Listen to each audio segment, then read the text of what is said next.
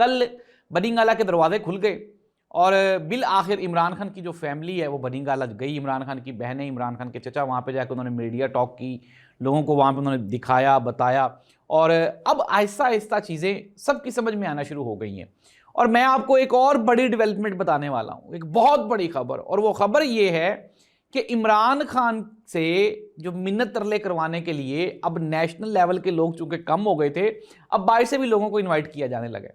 اور کچھ 3 لوگ ہیں جن کی عمران خان کے ساتھ اڈیالہ میں ملاقات ہوئی، اور کہا جا رہا ہے کہ جو تینوں لوگ ہیں یہ امریکی جو ہے وہ سفارت خانے کے لوگ تھے اور یہ عمران خان سے مل کے آئے ہیں، اور انہوں نے عمران خان کو دوبارہ ایک مرتبہ پھر یہ کنونس کرنے کی کوشش کی ہے کہ آپ اسٹیبلشمنٹ کے ساتھ کوئی بات چیت کریں تاکہ ملک آگے بڑھ سکے، آپ کے مسائل حل ہو سکیں اور آپ اپنے گھر جا سکیں۔ ناظرین، میں نے آپ کو جو خبریں تھیں وہ پہنچا دی ہیں، اب میری خبروں سے آپ نے اندازہ لگا لیا ہوگا کہ اس ملک میں جتنی بھی یہ جو کھینچا تانی ہو رہی ہے یہ صرف اور صرف سیاسی محاذ کو گرم کرنے کے لیے ہے۔ آزاد کشمیر کی صورتحال آپ کے سامنے ہے